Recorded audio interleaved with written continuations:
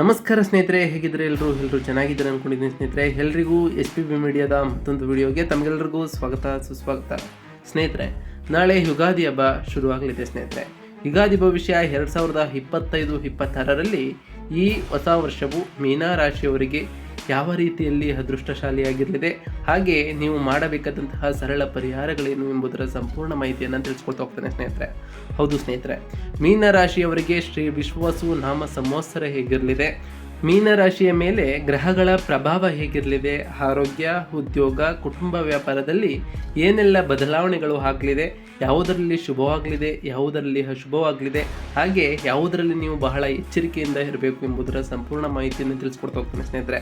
ಆದ್ದರಿಂದ ವಿಡಿಯೋನ ಸ್ಕಿಪ್ ಮಾಡದೆ ಇಲ್ಲಿಂದ ಕೊನೆ ತನಕ ನೋಡಿ. ಓಡಿಸಿ ವಿಡಿಯೋನ ನೋಡೋದ್ರಿಂದ ನಿಮಗೆ ಅಷ್ಟು ಇನ್ಫಾರ್ಮೇಷನ್ ಅರ್ಥ ಆಗೋದಿಲ್ಲ ಸ್ನೇಹಿತರೆ. ಸೊ ನಿಮಗೆ ಹೇಳೋದೇನಂತಂದರೆ, ಫಸ್ಟಿಂದ ಹೆಣ್ಣು ತನಕ ವಿಡಿಯೋನ ವಾಚ್ ಮಾಡಿ. ಹಾಗೆ ನಮ್ಮ ಈ ವಿಡಿಯೋ ಇಷ್ಟ ಆಗಿತ್ತು ಅಂದರೆ ವಿಡಿಯೋಗೆ ಒಂದು ಲೈಕ್ ಕೊಡಿ. ಚಾನಲ್ನ ಸಬ್ಸ್ಕ್ರೈಬ್ ಮಾಡ್ಕೊಳ್ಳದೆ ವಿಡಿಯೋ ನೋಡ್ತಿದ್ದಾರೆ ಅಂದರೆ ಈಗಲೇ ಸಬ್ಸ್ಕ್ರೈಬ್ ಮಾಡ್ಕೊಳ್ಳಿ ಸ್ನೇಹಿತರೆ. ಸೊ ಯಾರೆಲ್ಲ ಸಬ್ಸ್ಕ್ರೈಬ್ ಮಾಡ್ಕೊಂಡು ಪ್ರತಿನಿತ್ಯ ನಮ್ಮ ವಿಡಿಯೋನ ನೋಡ್ತಿದ್ದಾರೆ ಅವ್ರಿಗೆ ಥ್ಯಾಂಕ್ ಯು ಸೊ ಮಚ್ ಅಂತ ಹೇಳ್ತಾ, ಇನ್ನು ತಡ ಮಾಡೋದು ಬೇಡ ಸ್ನೇಹಿತರೆ. ಈ ಯುಗಾದಿಯ ಸಂದರ್ಭದಲ್ಲಿ ಈ ಮೀನ ರಾಶಿಯವರಿಗೆ ಯಾವ ರೀತಿ ಅದೃಷ್ಟವಾಗಿರಲಿದೆ ಅಂತ ಈಗ ತಿಳ್ಕೊತಾ ಹೋಗ್ತೀರಾ. ಆದ್ದರಿಂದ ಗಮನವಿಟ್ಟು ವಿಡಿಯೋನ ನೋಡ್ತಾ ಹೋಗಿ ಸ್ನೇಹಿತರೆ. ಹಿಂದೂ ಪಂಚಾಂಗದ ಪ್ರಕಾರ ಹೊಸ ವರ್ಷವು 2025 ಮಾರ್ಚ್ 30ರಂದು ಪ್ರಾರಂಭವಾಗ್ತದೆ ಸ್ನೇಹಿತರೆ. ಅಂದರೆ ನಾಳೆ ಯುಗಾದಿ ಹಬ್ಬ ಶುರುವಾಗಲಿದೆ ಸ್ನೇಹಿತರೆ. ಯುಗಾದಿಯ 2025ರ ಪಂಚಾಂಗದಲ್ಲಿ ಶ್ರೀ ವಿಶ್ವಾವಸು ನಾಮ ಸಂವತ್ಸರದ ಆರಂಭವನ್ನು ಸೂಚಿಸುತ್ತದೆ ಸ್ನೇಹಿತರೆ. ಆದ್ದರಿಂದ ಈ ಹಿಂದೂ ಹೊಸ ವರ್ಷವು ಮೀನ ರಾಶಿಯಲ್ಲಿ ಜನಿಸಿದ್ದವರಿಗೆ ಹೇಗಿರಲಿದೆ, ನಿಮ್ಮ ಜೀವನದಲ್ಲಿ ಏನೆಲ್ಲ ಬದಲಾವಣೆಗಳನ್ನು ನೀವು ಕಾಣಲಿದ್ದೀರಿ, ನಿಮ್ಮ ಜೀವನದಲ್ಲಿ ಶುಭಗಳೆಷ್ಟು ಅಶುಭಗಳೆಷ್ಟು, ಮಾಡಬೇಕಾದಂತಹ ಸರಳ ಪರಿಹಾರಗಳೇನು ಎಂಬುದರ ಸಂಪೂರ್ಣ ಮಾಹಿತಿಯನ್ನು ತಿಳಿಸ್ಕೊಡ್ತಾ ಹೋಗ್ತಾರೆ ಸ್ನೇಹಿತರೆ. ಹಾಗೆ 2025ರ ಯುಗಾದಿ ರಾಶಿಫಲ ಈ ಮೀನ ರಾಶಿಯವರಿಗೆ ಹೇಗಿರಲಿದೆ ಎಂಬ ಸಂಪೂರ್ಣ ಮಾಹಿತಿಯನ್ನು ತಿಳಿಸ್ಕೊಡ್ತಾ ಹೋಗ್ತಾನೆ. ಅದರಿಂದ ಗಮನವಿಟ್ಟು ವಿಡಿಯೋನ ಇಲ್ಲಿಂದ ನೋಡ್ತಾ ಹೋಗಿ ಸ್ನೇಹಿತರೆ. ಹೌದು ಸ್ನೇಹಿತರೆ, ಮೀನ ರಾಶಿಯಲ್ಲಿ 2025-26ರ ಗ್ರಹಗಳ ಸಂಚಾರ ಹೇಗಿರಲಿದೆ ಅಂತ ಕೇಳೋದಾದರೆ, ಮೀನ ರಾಶಿಯ ಅಧಿಪತಿ ಗುರು ಗ್ರಹವಾಗಿರಲಿದೆ ಸ್ನೇಹಿತರೆ. ಈ ಗುರುವು ಜ್ಞಾನ ಮತ್ತು ವಿಸ್ತರಣೆಯನ್ನು ಪ್ರತಿನಿಧಿಸ್ತದೆ ಸ್ನೇಹಿತರೆ. ಹಾಗಾಗಿ ಮೀನ ರಾಶಿಗೆ ಸೇರಿದ ಜನರು ಕಲಾತ್ಮಕ ಮತ್ತು ಆಧ್ಯಾತ್ಮಿಕವಾಗಿ ಹೆಚ್ಚಿನ ಶಕ್ತಿಯನ್ನು ಹೊಂದ್ತಾ ಹೋಗ್ತಾರೆ. ಈ ಅವಧಿಯಲ್ಲಿ ಗುರು, ಶನಿ, ರಾಹು ಮತ್ತು ಕೇತುವಿನ ಸಂಚಾರದ ಪ್ರಭಾವವನ್ನು ನಿಮ್ಮ ಮೇಲೆ ನೋಡಬಹುದಾಗಿದೆ ಸ್ನೇಹಿತರೆ. ಹಾಗಾದರೆ ಈ ಮೀನ ರಾಶಿಯ ಜನರ ರಾಶಿಯಲ್ಲಿ ಶನಿ ಸ್ಥಾನವು ಹೇಗಿರಲಿದೆ ಅಂತ ಕೇಳೋದಾದರೆ ಸ್ನೇಹಿತರೆ, ಶನಿ ಸಂಚಾರವು ಮೀನ ಮತ್ತು ಮೇಷ ರಾಶಿಯಲ್ಲಿ ಸಂಭವಿಸುವುದರಿಂದಾಗಿ ಇದರ ಪ್ರಭಾವವನ್ನು ನಿಮ್ಮ ವೃತ್ತಿ ಜೀವನ, ಆರೋಗ್ಯ ಮತ್ತು ಸಂಬಂಧಗಳ ಮೇಲೆ ನೋಡಬಹುದಾಗಿದೆ ಸ್ನೇಹಿತರೆ. ಇದರಿಂದ ನಿಮ್ಮ ವೃತ್ತಿ ಜೀವನದ ಮೇಲೆ ಮತ್ತು ಸಂಬಂಧಗಳ ಮೇಲೆ ಪ್ರಭಾವವನ್ನು ಬೀರಲಿದೆ ಸ್ನೇಹಿತರೆ. ಇನ್ನು ಈ ಮೀನ ರಾಶಿಯವರಿಗೆ ಗುರು ಸ್ಥಾನವು ಹೇಗಿರಲಿದೆ ಅಂತ ಕೇಳೋದಾದರೆ ಸ್ನೇಹಿತರೆ, ಗುರುಗ್ರಹದ ಸಂಚಾರವು ಮಿಥುನ ಮತ್ತು ಕಟಕ ರಾಶಿಯ ಮೇಲೆ ಆಗುವುದರಿಂದಾಗಿ ನೀವು ಜೀವನದಲ್ಲಿ ಪ್ರಗತಿಯನ್ನು ಹೊಂದುವುದರೊಂದಿಗೆ ನಿಮಗೆ ಉತ್ತಮವಾದ ಅವಕಾಶಗಳು ಕೂಡ ಗೋಚರಿಸ್ತಾ ಹೋಗ್ತದೆ. ಆ ಅವಕಾಶಗಳನ್ನು ಸಾಧ್ಯವಾದಷ್ಟು ಸದುಪಯೋಗವನ್ನು ಕೂಡ ಬಳಸ್ಕೊಡ್ತಾ ಹೋಗ್ತಾರೆ ಸ್ನೇಹಿತರೆ. ಇದರಿಂದಾಗಿ ನಿಮ್ಮ ಜೀವನದಲ್ಲಿ ಪ್ರಗತಿಯನ್ನು ಕೂಡ ಹೊಂದ್ತಾ ಹೋಗ್ತೀರಿ ಮತ್ತು ನಿಮ್ಮ ಜ್ಞಾನದಲ್ಲಿ ವೃದ್ಧಿ ಆಗ್ತಾ ಹೋಗ್ತದೆ ಸ್ನೇಹಿತರೆ. ಇದರಿಂದಾಗಿ ನಿಮಗೆ ಯಾವುದೇ ರೀತಿಯ ಆರ್ಥಿಕ ಸಮಸ್ಯೆಗಳು ಕೂಡ ಬರಲಾರದು. ಇದು ನಿಮ್ಮ ಭವಿಷ್ಯಕ್ಕೆ ಬಹಳ ಉಪಯೋಗವಾಗಿರಲಿದೆ ಸ್ನೇಹಿತರೆ. ಇನ್ನು ಈ ಮೀನ ರಾಶಿಯವರಲ್ಲಿ ರಾಹು ಮತ್ತು ಕೇತುಗಳ ಸ್ಥಾನ ಹೇಗಿರಲಿದೆ ಅಂತ ಕೇಳೋದಾದರೆ, ರಾಹು ಮತ್ತು ಕೇತುವಿನ ಸಂಚಾರದಿಂದಾಗಿ ನಿಮ್ಮ ಜೀವನದಲ್ಲಿ ಹಠಾತ್ ಬದಲಾವಣೆಗಳನ್ನು ಹೊಂದುವುದರೊಂದಿಗೆ ವೃತ್ತಿ ಮತ್ತು ವೈಯಕ್ತಿಕ ಜೀವನದಲ್ಲಿ ಸಾಕಷ್ಟು ಪಾಠಗಳನ್ನು ಕಲಿಯುವಂತಹ ಸಂಭವ ಕೂಡ ನಿಮಗೆ ದೊರೆತೋಗ್ತದೆ ಸ್ನೇಹಿತರೆ. ಇದರಿಂದಾಗಿ ನಿಮ್ಮ ಭವಿಷ್ಯಕ್ಕೆ ಒಳ್ಳೆಯ ಉಪಯೋಗವಾಗಿರಲಿದೆ ಸ್ನೇಹಿತರೆ. ಇನ್ನು ಈ ಮೀನ ರಾಶಿಯವರ ಹಣಕಾಸಿನ ಸ್ಥಿತಿ ಮತ್ತು ವೃತ್ತಿ ಜೀವನ ಹೇಗಿರಲಿದೆ ಅಂತ ಕೇಳೋದಾದರೆ, ಈ ಯುಗಾದಿಯ ಸಂದರ್ಭದಲ್ಲಿ ಗುರುಗ್ರಹದ ಸಂಚಾರದಿಂದಾಗಿ ಜೀವನದಲ್ಲಿ ಪ್ರಗತಿಯನ್ನು ಸಾಧಿಸುವುದರೊಂದಿಗೆ ಉತ್ತಮವಾದ ಅವಕಾಶಗಳನ್ನು ಕೂಡ ಪಡಿತಾ ಹೋಗ್ತೀರಿ ಸ್ನೇಹಿತರೆ. ನೀವು ಹೊಂದಿಕೊಂಡಂತಹ ಎಲ್ಲ ಕಾರ್ಯಗಳಲ್ಲಿ ಯಶಸ್ಸನ್ನು ಕಾಣ್ತಾ ಹೋಗ್ತೀರಿ. ಹಾಗೆ ಅಪೂರ್ಣಗೊಂಡಿದ್ದಂತಹ ಕೆಲಸಗಳು ಕೂಡ ಪೂರ್ಣಗೊಳ್ತಾ ಹೋಗ್ತವೆ ಸ್ನೇಹಿತರೆ. ವಿಶೇಷವಾಗಿ ಆಧ್ಯಾತ್ಮಿಕತೆ, ಕಲಾತ್ಮಕತೆ ಮತ್ತು ಇತರ ಕ್ಷೇತ್ರಗಳಲ್ಲಿ ನೀವು ಯಶಸ್ಸನ್ನು ಪಡೆಯುವಂತಹ ಸಂಭವ ಕೂಡ ಜಾಸ್ತಿ ಇರಲಿದ್ದು, ಶನಿಯ ಸಂಚಾರದಿಂದಾಗಿ ನೀವು ಶಿಸ್ತುಬದ್ಧ ಜೀವನವನ್ನು ನಡೆಸುವುದರೊಂದಿಗೆ ನಿಮ್ಮ ಕಠಿಣ ಪರಿಶ್ರಮದಿಂದಾಗಿ ವೃತ್ತಿ ಜೀವನದಲ್ಲಿ ಯಶಸ್ಸನ್ನು ಗಳಿಸುವಂತಹ ಯೋಗವೂ ಕೂಡ ಕೂಡಿ ಬರಲಿದೆ ಸ್ನೇಹಿತರೆ. ಈ ಯುಗಾದಿಯ ಸಂದರ್ಭದಲ್ಲಿ ನೀವು ಆಧ್ಯಾತ್ಮಿಕವಾಗಿ ಹೆಚ್ಚು ಲಾಭವನ್ನು ಪಡೀತಾ ಹೋಗ್ತೀರಿ ಸ್ನೇಹಿತರೆ. ಆದರೆ ಅತಿಯಾಗಿ ಖರ್ಚು ಮಾಡುವುದನ್ನು ನಿಯಂತ್ರಿಸುವುದು ಬಹಳ ಉತ್ತಮವಾಗಿರಲಿದೆ ಸ್ನೇಹಿತರೆ. ಈ ಸಮಯದಲ್ಲಿ ನಿಮ್ಮ ಉಳಿತಾಯವನ್ನು ಮಾಡುವುದರೊಂದಿಗೆ ಬುದ್ಧಿವಂತಿಕೆಯಿಂದ ಒಂದು ಕಡೆ ಹೂಡಿಕೆಯನ್ನು ಮಾಡುವುದು ಬಹಳ ಉತ್ತಮವಾಗಿರಲಿದೆ ಸ್ನೇಹಿತರೆ. ಇದರಿಂದಾಗಿ ನಿಮಗೆ ಯಾವುದೇ ರೀತಿಯ ಆರ್ಥಿಕ ಪರಿಸ್ಥಿತಿಯೂ ಕೂಡ ಉಂಟಾಗಲಾರದು.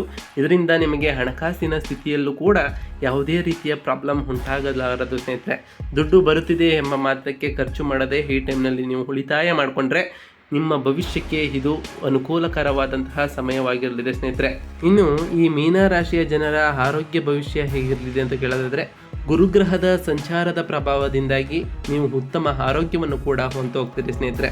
ಆದರೆ ಶನಿ ಸಂಚಾರದಿಂದಾಗಿ ನೀವು ನಿಮ್ಮ ಶಾರೀರಿಕ ಮತ್ತು ಮಾನಸಿಕ ಆರೋಗ್ಯದ ಬಗ್ಗೆ ಹೆಚ್ಚಿನ ಕಾಳಜಿಯನ್ನು ವಹಿಸಬೇಕಾಗುತ್ತದೆ ಸ್ನೇಹಿತರೆ. ನಿಮ್ಮ ಆರೋಗ್ಯವನ್ನು ಉತ್ತಮವಾಗಿರಿಸಲು ಪ್ರತಿನಿತ್ಯ ವ್ಯಾಯಾಮವನ್ನು ಮಾಡುವುದರೊಂದಿಗೆ ಉತ್ತಮವಾದ ಸಮತೋಲಿತ ಆಹಾರವನ್ನು ಸೇವಿಸುವುದರ ಮೂಲಕ ಹೆಚ್ಚಿನ ಗಮನವನ್ನು ನೀಡಬೇಕಾಗುತ್ತದೆ ಸ್ನೇಹಿತರೆ. ಇದರಿಂದಾಗಿ ನಿಮ್ಮ ಆರೋಗ್ಯದಲ್ಲೂ ಕೂಡ ಯಾವುದೇ ರೀತಿಯ ಸಮಸ್ಯೆಗಳು ಉಂಟಾಗುವುದಿಲ್ಲ ಸ್ನೇಹಿತರೆ.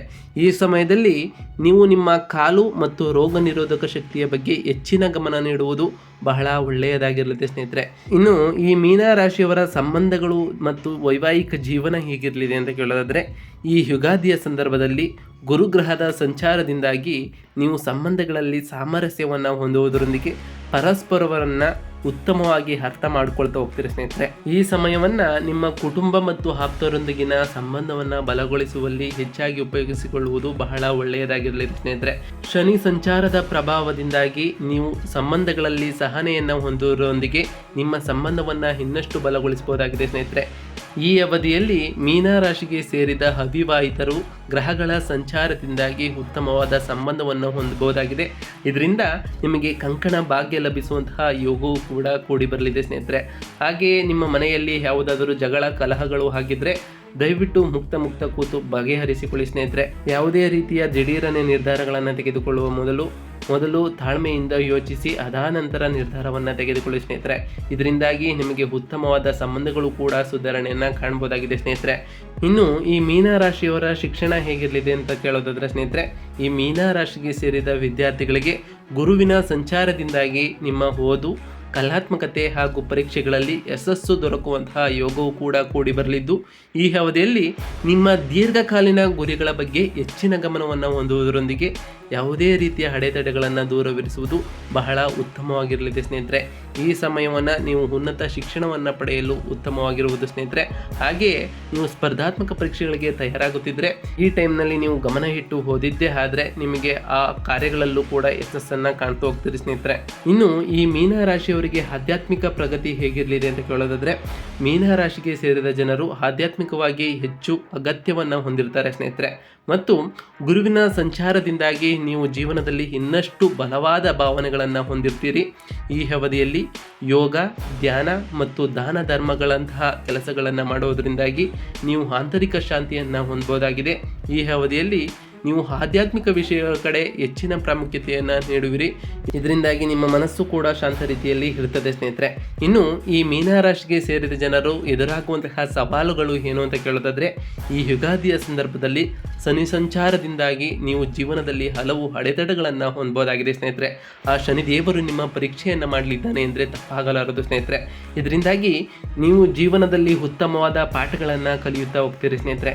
ಇದರಿಂದಾಗಿ ನೀವು ಹೆಚ್ಚು ಯಶಸ್ವಿಯನ್ನು ಕಾಣ್ತಾ ಹೋಗ್ತೀರಿ. ನಿಮ್ಮ ಭವಿಷ್ಯದಲ್ಲಿ ಯಾವುದೇ ದೊಡ್ಡ ಸಮಸ್ಯೆ ಬಂದರೂ ಕೂಡ ಅದನ್ನು ಎದುರಿಸುವಂತಹ ಸಾಮರ್ಥ್ಯ ನಿಮಗೆ ಇಂದು ಉಂಟಾಗ್ತಾ ಹೋಗ್ತದೆ ಸ್ನೇಹಿತರೆ. ಈ ಅವಧಿಯಲ್ಲಿ ನೀವು ಸಹನೆಯೊಂದಿಗೆ ಇರುವುದರೊಂದಿಗೆ ಗುರುಗಳ ಕಡೆಗೆ ಹೆಚ್ಚಿನ ಗಮನವನ್ನು ನೀಡುವುದರಲ್ಲಿ ಜೀವನದಲ್ಲಿ ಉತ್ಸಾಹವನ್ನು ನೀವು ಪಡೆಯಬಹುದಾಗಿದೆ ಸ್ನೇಹಿತರೆ. ಹಾಗೆಯೇ ಈ ಸಮಯದಲ್ಲಿ ನಿಮಗೆ ಯಾವುದೇ ರೀತಿಯ ಸವಾಲುಗಳು ಎದುರಾದರೂ ಕೂಡ ಅದನ್ನು ನಿಭಾಯಿಸುವಂತಹ ಧೈರ್ಯವು ಕೂಡ ನಿಮ್ಮಲ್ಲಿ ಉಂಟಾಗ್ತಾ ಹೋಗ್ತದೆ ಸ್ನೇಹಿತರೆ. ಇನ್ನು ಈ ಮೀನರಾಶಿಯವರಿಗೆ ನಾವು ತಿಳಿಯಪಡಿಸುವ ಪ್ರಮುಖ ಸಲಹೆಗಳು ಏನು ಅಂತ ಕೇಳೋದಾದರೆ ಸ್ನೇಹಿತರೆ, ಶನಿಯ ಸಂಚಾರದ ಸಮಯದಲ್ಲಿ ನೀವು ಶಿಸ್ತು ಮತ್ತು ದೀರ್ಘಕಾಲೀನ ಗುರಿಗಳ ಮೇಲೆ ಹೆಚ್ಚಿನ ಗಮನವನ್ನು ಕೇಂದ್ರೀಕರಿಸಿ ಸ್ನೇಹಿತರೆ. ಈ ಸಮಯದಲ್ಲಿ ನೀವು ಶಿಸ್ತಿನ ಕಡೆ ಹೆಚ್ಚು ಗಮನವನ್ನು ಕೊಡಬೇಕಾಗುತ್ತದೆ. ಹಾಗೆ ನಿಮ್ಮ ಮುಂದಿನ ಭವಿಷ್ಯದ ದೀರ್ಘಕಾಲೀನ ಗುರಿಗಳ ಮೇಲೆ ಹೆಚ್ಚು ನಿಗಾವನ್ನು ಕೊಟ್ಟರೆ ಈ ಟೈಮ್ ನಿಮಗೆ ಒಳ್ಳೆಯದಾಗಿರಲಿದೆ ಸ್ನೇಹಿತರೆ. ಹಾಗೆ ಪ್ರತಿ ಶನಿವಾರ ಶನಿದೇವರ ಜಪವನ್ನು ಮಾಡಿ, ಸಾಧ್ಯವಾದರೆ ಶನಿದೇವರ ದೇವಾಲಯಕ್ಕೆ ತೆರಳಿ ಶನಿದೇವರಿಗೆ ಪ್ರಿಯವಾದಂತಹ ಕಪ್ಪು ಎಳ್ಳಿನ ಬತ್ತಿಯನ್ನು ಹಚ್ಚೋದ್ರಿಂದ ಆ ಶನಿದೇವರು ಕೂಡ ಪ್ರಸನ್ನರಾಗ್ತಾರೆ ಸ್ನೇಹಿತರೆ. ಇದರಿಂದಾಗಿ ಆ ಶನಿದೇವರ ನಕಾರಾತ್ಮಕ ಪರಿಣಾಮಗಳು ಸಕಾರಾತ್ಮಕವಾಗಿ ಬದಲಾಗ್ತಾ ಹೋಗ್ತದೆ ಸ್ನೇಹಿತರೆ. ಇನ್ನು ಗುರುವಿನ ಸಂಚಾರದ ಸಮಯದಲ್ಲಿ ನೀವು ಮಾಡಬೇಕಾದಂತಹ ಪ್ರಮುಖ ಕಾರ್ಯ ಏನು ಅಂತ ಕೇಳೋದಾದರೆ, ನಿಮ್ಮ ಜ್ಞಾನ, ಕೌಶಲ್ಯ ಮತ್ತು ಆಧ್ಯಾತ್ಮಿಕ ಅಭ್ಯಾಸಗಳನ್ನು ವಿಸ್ತರಿಸಲು ಈ ಸಮಯವನ್ನು ಬಳಸ್ಕೊಳ್ಳಿ ಸ್ನೇಹಿತರೆ. ಇದರಿಂದಾಗಿ ನಿಮ್ಮ ಭವಿಷ್ಯಕ್ಕೆ ಎಲ್ಲ ರೀತಿಯ ಉಪಯೋಗಗಳು ದೊರಕಲಿದೆ ಸ್ನೇಹಿತರೆ. ಇನ್ನು ಈ ಅವಧಿಯಲ್ಲಿ ಹಣಕಾಸಿನ ವಿಷಯವಾಗಿ ಬಹಳ ಜಾಗರೂಕರಾಗಿರಬೇಕಾಗುತ್ತದೆ ಸ್ನೇಹಿತರೆ. ಹಣ ಇದೆ ಎಂಬ ಮಾತ್ರಕ್ಕೆ ಹಣವನ್ನು ಖರ್ಚು ಮಾಡದೆ, ಅನಗತ್ಯವಾಗಿ ಖರ್ಚು ಮಾಡದೆ ಉಳಿತಾಯವನ್ನು ಮಾಡಿ ಸ್ನೇಹಿತರೆ. ಹಾಗೆ ಕೆಲವೊಂದು ಹೂಡಿಕೆಗಳ ಮೇಲೆ ಹೂಡಿಕೆಯನ್ನು ಮಾಡೋದ್ರಿಂದ ನಿಮಗೆ ಅದು ಭವಿಷ್ಯಕ್ಕೆ ಒಳಿತಾಗಿರಲಿದೆ ಸ್ನೇಹಿತರೆ. ಇದರಿಂದಾಗಿ ನಿಮಗೆ ಯಾವುದೇ ರೀತಿಯ ಆರ್ಥಿಕ ಸಮಸ್ಯೆಯೂ ಕೂಡ ಬರಲಾರದು ಸ್ನೇಹಿತರೆ. ಇನ್ನು ನಿಮ್ಮ ಆರೋಗ್ಯದ ವಿಚಾರಕ್ಕೆ ಬರೋದಾದರೆ, ನಿಯಮಿತ ವ್ಯಾಯಾಮ ಮತ್ತು ಸಮತೋಲಿತ ಆಹಾರದ ಮೂಲಕ ನಿಮ್ಮ ಆರೋಗ್ಯದ ಕಡೆ ಹೆಚ್ಚಿನ ಗಮನವನ್ನು ಕೊಡಬೇಕಾಗುತ್ತದೆ. ಹಾಗೆ ಒತ್ತಡದಿಂದ ದೂರವಿರಿ ಸ್ನೇಹಿತರೆ. ಇದರಿಂದಾಗಿ ನಿಮ್ಮ ಮನಸ್ಸು ಕೂಡ ಶಾಂತಿಯುತವಾಗಿರ್ತದೆ ಸ್ನೇಹಿತರೆ. ಇನ್ನು ನಿಮ್ಮ ಸಂಬಂಧಗಳ ವಿಚಾರದ ಬಗ್ಗೆ ಹೇಳೋದಾದರೆ, ತಪ್ಪು ತಿಳುವಳಿಕೆಗಳನ್ನು ದೂರ ಮಾಡಲು ಸಂಬಂಧಗಳಲ್ಲಿ ಮುಕ್ತ ಸಂವಹನ ಹೊಂದುವುದು ಬಹಳ ಮುಖ್ಯವಾಗಿರ್ತದೆ ಸ್ನೇಹಿತರೆ. ನಿಮ್ಮ ಮನೆಯಲ್ಲಿ ಯಾವುದೇ ಜಗಳ ಕಲಹಗಳು ಆಗಿದ್ರೆ ಮುಕ್ತ ಕೂತು ಬಗೆಹರಿಸಿಕೊಳ್ಳಿ ಸ್ನೇಹಿತರೆ. ಇದರಿಂದಾಗಿ ನಿಮ್ಮ ಸಂಬಂಧವು ಸುಧಾರಣೆಯನ್ನು ಕಾಣ್ತಾ ಹೋಗ್ತದೆ ಸ್ನೇಹಿತರೆ. ಇನ್ನು ಈ ಮೀನರಾಶಿಯವರಿಗೆ ನಾವು ನೀಡುವಂತಹ ಸರಳ ಪರಿಹಾರಗಳೇನು ಅಂತ ಕೇಳೋದಾದ್ರೆ, ಗುರುವಿನ ಸಕಾರಾತ್ಮಕ ಪ್ರಭಾವವನ್ನು ಇನ್ನಷ್ಟು ಬಲಪಡಿಸಲು ಗುರು ಮಂತ್ರವನ್ನು ಪಠಿಸಿ ಸ್ನೇಹಿತರೆ. ಓಂ ಗ್ರಾಂ ಗ್ರೀಂ ಗ್ರಾಂ ಸಹ ಗುರುವೇ ನಮಃ ಎಂಬ ಮಂತ್ರವನ್ನು ಪಠಿಸಿ ಸ್ನೇಹಿತರೆ. ಹಾಗೆಯೇ ಅರಿಶಿಣ, ಕಡಲೆಬೇಳೆ ಅಥವಾ ಹಳದಿ ಬಟ್ಟೆಗಳನ್ನು, ಹಳದಿ ವಸ್ತುಗಳನ್ನು ಈ ಗುರುವಾರದಂದು ದಾನ ಮಾಡಿ ಸ್ನೇಹಿತರೆ. ಇದರಿಂದಾಗಿ ಆ ಗುರುದೇವನ ಕೃಪೆಯು ಕೂಡ ನಿಮಗೆ ಪ್ರಾಪ್ತವಾಗ್ತದೆ. ಆ ಗುರುದೇವ ಪ್ರಸನ್ನರಾಗ್ತಾರೆ ಸ್ನೇಹಿತರೆ. ಇನ್ನು ನಿಮ್ಮ ಆಧ್ಯಾತ್ಮಿಕ ಬೆಳವಣಿಗೆಗಾಗಿ ಗುರುಬೀಜ ಎಂಬ ಮಂತ್ರವನ್ನು ಪಠಿಸಿ ಸ್ನೇಹಿತರೆ, ಅಥವಾ ವಿಷ್ಣು ದೇವರನ್ನು ಪೂಜಿಸಿ ಸ್ನೇಹಿತರೆ. ದೇವಾಲಯಗಳಿಗೆ ಭೇಟಿ ನೀಡುವುದು ನಿಮ್ಮ ವೃತ್ತಿ ಜೀವನ ಮತ್ತು ವೈಯಕ್ತಿಕ ಜೀವನದಲ್ಲಿ ಅದೃಷ್ಟವನ್ನು ತರುತ್ತದೆ ಸ್ನೇಹಿತರೆ. ಆದ್ದರಿಂದ ಸಾಧ್ಯವಾದಷ್ಟು ದೇವಾಲಯಕ್ಕೆ ತೆರಳಿ ಆ ದೇವರ ದರ್ಶನವನ್ನು ಪಡೆಯಿರಿ ಸ್ನೇಹಿತರೆ. ನೀವು ಯಾವುದೇ ಅಡೆತಡೆಗಳನ್ನು ಹೊಂದಿದ್ರೆ ನಿಮ್ಮ ಹತ್ತಿರದ ದೇವಾಲಯಕ್ಕೆ ಭೇಟಿ ನೀಡಿ ನಿಮ್ಮ ಸಾಮರ್ಥ್ಯಕ್ಕೆ ಅನುಗುಣವಾಗಿ ದಾನವನ್ನು ಮಾಡಿ ಸ್ನೇಹಿತರೆ. ಇದರಿಂದಾಗಿ ನಿಮಗೆ ಎಲ್ಲ ರೀತಿಯ ಕಾರ್ಯಗಳಲ್ಲೂ ಕೂಡ ಯಶಸ್ಸನ್ನು ಕಾಣ್ತಾ ಹೋಗ್ತೀರಿ. ಹಾಗೆ ಇತರರಿಗೆ ಸಹಾಯ ಮಾಡುವುದು ಅದೃಷ್ಟವನ್ನು ತರುತ್ತದೆ ಸ್ನೇಹಿತರೆ, ಮತ್ತು ದೀರ್ಘಾವಧಿಯಲ್ಲಿ ನಿಮ್ಮನ್ನು ತೊಂದರೆಗಳಿಂದ ದೂರವಿರಿಸುತ್ತದೆ ಎಂಬುದನ್ನು ನೀವು ಯಾವಾಗಲೂ ನೆನಪಿನಲ್ಲಿಡಿ ಸ್ನೇಹಿತರೆ. ಅಗತ್ಯವಿರುವ ಜನರಿಗೆ ಆಹಾರ ಪದಾರ್ಥ, ಬಟ್ಟೆಗಳನ್ನು ದಾನ ಮಾಡಿ ಸ್ನೇಹಿತರೆ. ನಿಯಮಿತವಾಗಿ ವ್ಯಾಯಾಮ ಮಾಡುವ ಮೂಲಕ ನಿಮ್ಮ ಆರೋಗ್ಯದ ಬಗ್ಗೆ ಹೆಚ್ಚಿನ ಗಮನ ಹರಿಸುವುದು ಒಳ್ಳೆಯದಾಗಿರಲಿದೆ. ಸೂರ್ಯ ನಮಸ್ಕಾರ ಮಾಡುವುದು ಮತ್ತು ಆದಿತ್ಯ ಹೃದಯ ಸ್ತೋತ್ರವನ್ನು ಪಠಿಸುವುದು ಬಹಳ ಉತ್ತಮವಾಗಿರಲಿದೆ ಸ್ನೇಹಿತರೆ. ಈ ವರ್ಷ ನಿಮ್ಮ ಆರೋಗ್ಯ ಸ್ಥಿತಿ ಸುಧಾರಿಸ್ತಾ ಹೋಗ್ತದೆ. ದಕ್ಷಿಣಾಮೂರ್ತಿ ಅಥವಾ ದತ್ತಾತ್ರೇಯರನ್ನು ಪೂಜಿಸಿ ಸ್ನೇಹಿತರೆ. ಶ್ರೀ ರುದ್ರಂ ಪಠಿಸಿ, ಗುರು ಸ್ತೋತ್ರವನ್ನು ಪಠಿಸಿ, ಗುರುವಾರ ಉಪವಾಸವನ್ನು ಆಚರಿಸಿ ಸ್ನೇಹಿತರೆ. ಗುರುವಾರ ಹಳದಿ ನೀಲಮಣಿಯನ್ನು ಧರಿಸಿ ಸ್ನೇಹಿತರೆ, ಮತ್ತು ದತ್ತಾತ್ರೇಯ ಭಗವಂತನನ್ನು ಪೂಜಿಸೋದ್ರಿಂದ ನಿಮಗೆ ಸಕಲ ಕಾರ್ಯಗಳಲ್ಲೂ ಕೂಡ ಯಶಸ್ಸನ್ನು ಕಾಣ್ತಾ ಹೋಗ್ತೀರಿ. ಹಾಗೆ ಪ್ರತಿ ಶನಿವಾರ ಆ ಶನಿದೇವರ ದೇವಾಲಯಕ್ಕೆ ತೆರಳಿ ಆ ಶನಿದೇವರಿಗೆ ಪ್ರಿಯವಾದಂತಹ ಕಪ್ಪು ಎಳ್ಳಿನ ಬತ್ತಿಯನ್ನು ಹಚ್ಚೋದ್ರಿಂದ ನಿಮಗೆ ಆ ಶನಿದೇವರ ಕೃಪೆಯೂ ಕೂಡ ಲಭಿಸ್ತಾ ಹೋಗ್ತದೆ ಸ್ನೇಹಿತರೆ. ಆ ಶನಿದೇವರ ಕೃಪೆಯಿಂದಾಗಿ ನಿಮಗೆ ಆಯುಷ್ಯ, ಆರೋಗ್ಯ, ಸಮೃದ್ಧಿಯನ್ನು ಕೊಟ್ಟು ಕಾಪಾಡಲಿ ಅಂತ ದೇವರಲ್ಲಿ ಕೇಳ್ಕೊಳ್ತಾ, ಇವತ್ತಿನ ಒಂದು ವಿಡಿಯೋ ಇಷ್ಟ ಆಗಿತ್ತು ಅಂದರೆ ವಿಡಿಯೋಗೆ ಒಂದು ಲೈಕ್ ಕೊಡಿ ಸ್ನೇಹಿತರೆ. ಯಾರಿನ್ನೂ ಚಾನಲ್ನ ಸಬ್ಸ್ಕ್ರೈಬ್ ಮಾಡ್ಕೊಳ್ಳದೆ ವಿಡಿಯೋ ನೋಡ್ತಿದ್ರೆ ಅವರು ಈಗಲೇ ಸಬ್ಸ್ಕ್ರೈಬ್ ಮಾಡ್ಕೊಳ್ಳಿ. ಸಬ್ಸ್ಕ್ರೈಬ್ ಮಾಡಿಕೊಂಡು ಪ್ರತಿನಿತ್ಯ ವಿಡಿಯೋನ ವಾಚ್ ಮಾಡ್ತಿರೋರಿಗೆ ಥ್ಯಾಂಕ್ ಯು ಸೋ ಮಚ್ ಅಂತ ಹೇಳ್ತಾ, ಹಾಗೆ ನಿಮ್ಮ ಫ್ರೆಂಡ್ಸ್ ಮತ್ತು ಫ್ಯಾಮಿಲಿಗೆ ವಿಡಿಯೋನ ಶೇರ್ ಮಾಡಿ. ಹಾಗೆ ಕಮೆಂಟ್ನಲ್ಲಿ ಓಂ ಶನೈಶ್ವರಾಯ ನಮಃ ಎಂದು ಕಮೆಂಟ್ ಮಾಡಿ ಸ್ನೇಹಿತರೆ. ಸಿಗ್ತೀನಿ ಮತ್ತೊಂದು ವಿಡಿಯೋದೊಂದಿಗೆ. Thank you for watching.